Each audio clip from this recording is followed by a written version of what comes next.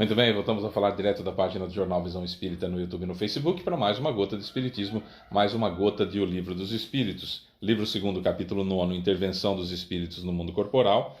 Vamos iniciar hoje o item Ação dos Espíritos sobre os Fenômenos da Natureza. Ação dos Espíritos sobre os Fenômenos da Natureza. Questões 536, 536A, 536B, 537 e 537A. Vamos estudar? Compartilhe, comente, dê o seu joinha que você ajuda a divulgar a doutrina espírita. Nós não ganhamos nada com o vídeo. A ideia do compartilhamento, do joinha, do comentário é justamente para o YouTube e o Facebook sugerirem para outras pessoas esse vídeo, tá bom? Então vamos lá. Ação dos espíritos sobre os fenômenos da natureza. 536. Os grandes fenômenos da natureza, os que são considerados como uma perturbação dos elementos, são devidos a causas fortuitas ou têm todos um objetivo providencial? Maremotos, terremotos, tsunamis, chuvas, tempestades, tornados, como é que chamam? Tornados, e o outro é furacões. Tudo isso tem a ver com a providência divina? Tem espírito cuidando disso? Não tem? Como que funciona? Resposta: tudo tem uma razão de ser e nada acontece sem a permissão de Deus. Por isso a necessidade da 536A. Kardec retruca: esses fenômenos têm sempre o homem por objeto? Resposta: algumas vezes têm uma razão de ser direta para o homem, mas muitas vezes também só tem por objetivo o restabelecimento do equilíbrio e da harmonia das forças físicas da natureza. Mais uma réplica, agora uma tréplica de Kardec. Entendemos perfeitamente que a vontade de Deus seja a causa primeira, não só nisso, como em todas as coisas. Mas, como sabemos que os espíritos têm uma ação sobre a matéria e que são os agentes da vontade de Deus, perguntamos se alguns dentre eles não exerceriam uma influência sobre os elementos para excitá-los, acalmá-los ou dirigi-los. Resposta: mas é evidente?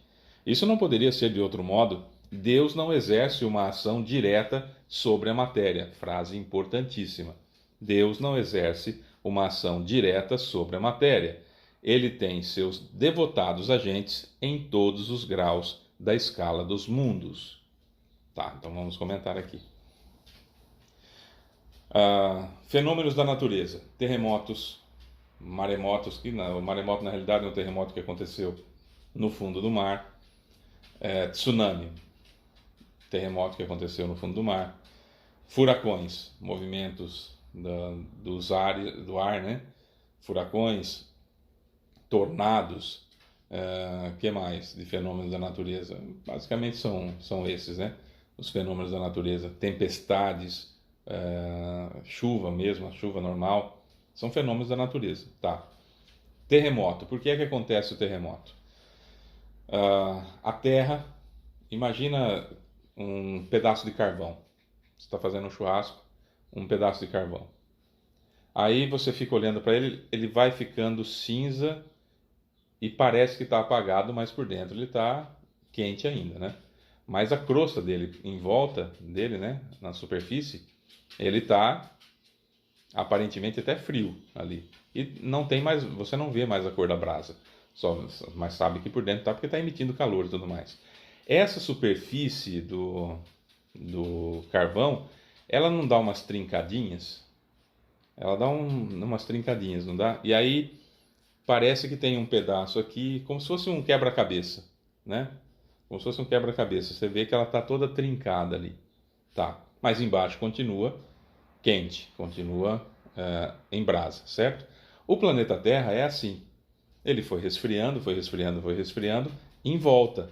Só que o núcleo ainda é muito quente, né? E tem uma grande quantidade, sabe aquilo que sai dos vulcões? A lava que sai dos vulcões? Aquilo é magma, né? O que é magma? São rochas derretidas, todos os elementos que tem no planeta derretidos e formam um mar. Então o que acontece? É tão quente que em cima, em volta desse núcleo, o núcleo é muito quente, em volta desse núcleo tem esse magma por todo o planeta. essas rochas derretidas. É como se fosse a lava do vulcão, tá? Tudo em volta. Em cima dessa lava tem a parte que já, igual do carvão, que já resfriou. E tudo quebrado, que nós chamamos de placas tectônicas.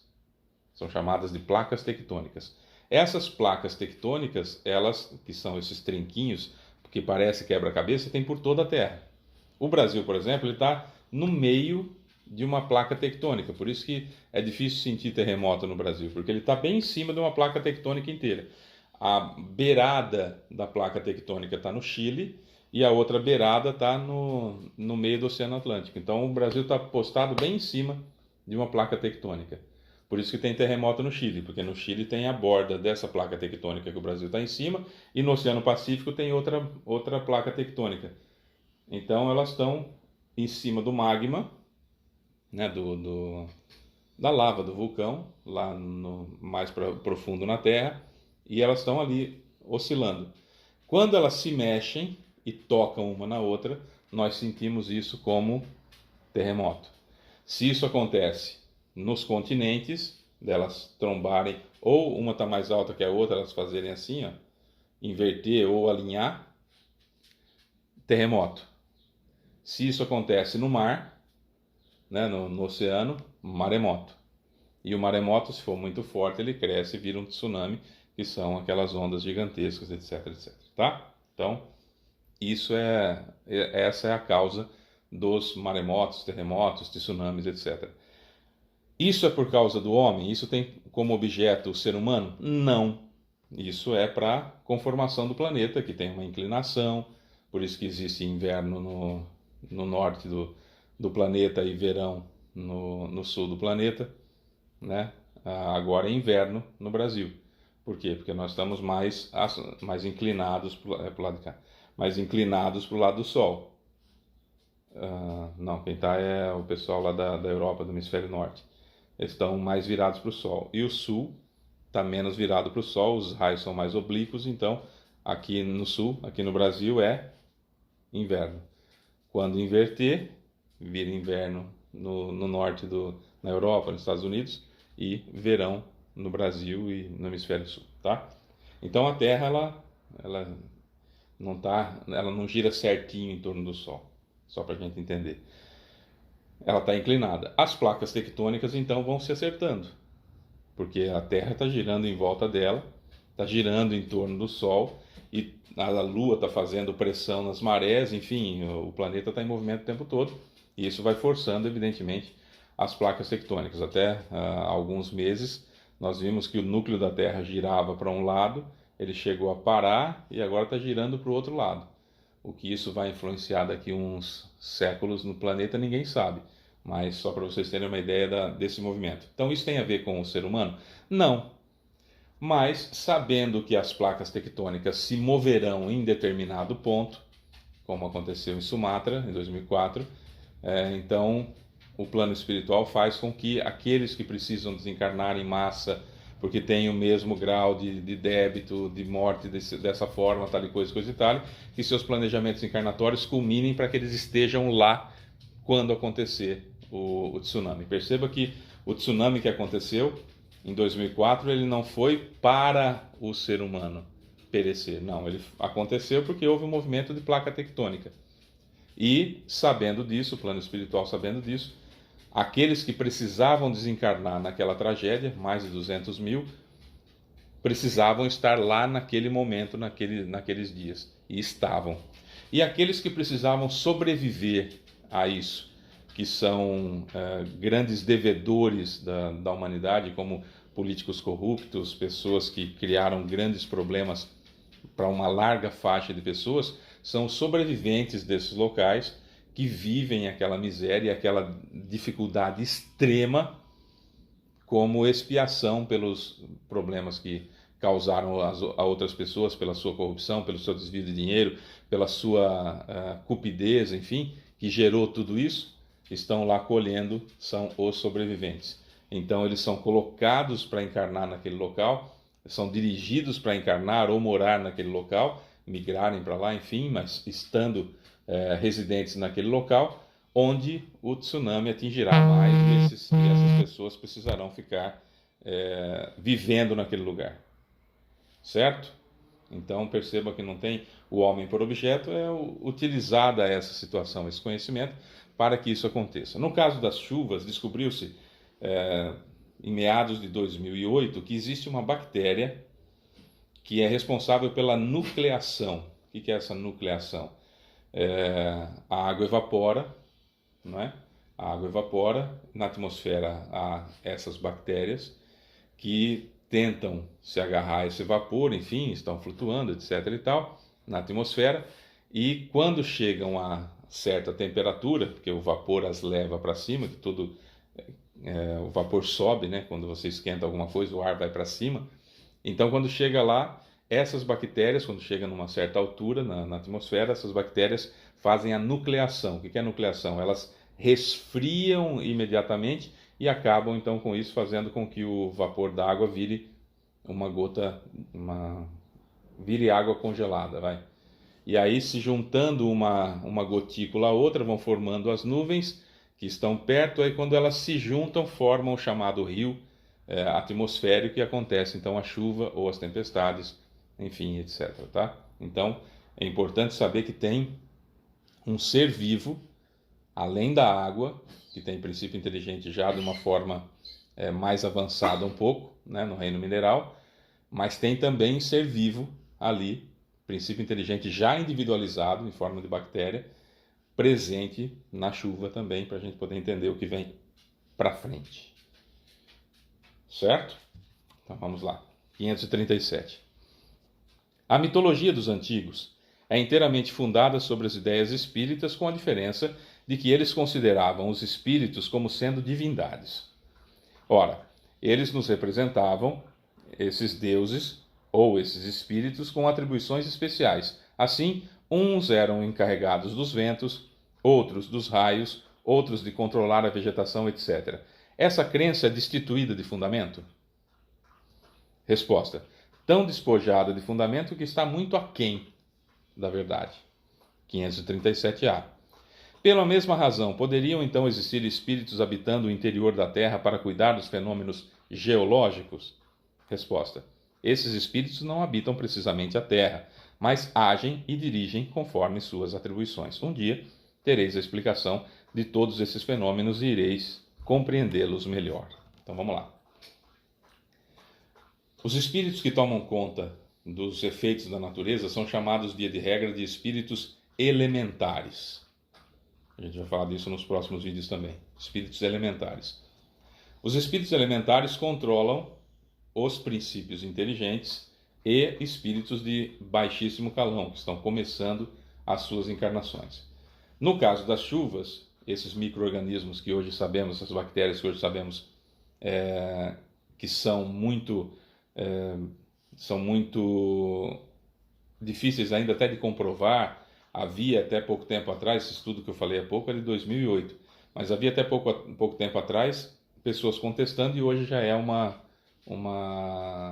aceitação científica completa de que os micro-organismos são responsáveis pela chuva, tanto que para se criar chuva artificial estão tentando cultivar essas bactérias para colocar em determinados locais para que haja condensação e, portanto, haja chuva, e locais que têm muita chuva, trabalhar com uma espécie de bactericida, né, de alguma coisa para combater bactérias. Em locais que a chuva está causando muito estrago, se voaria por sobre as nuvens e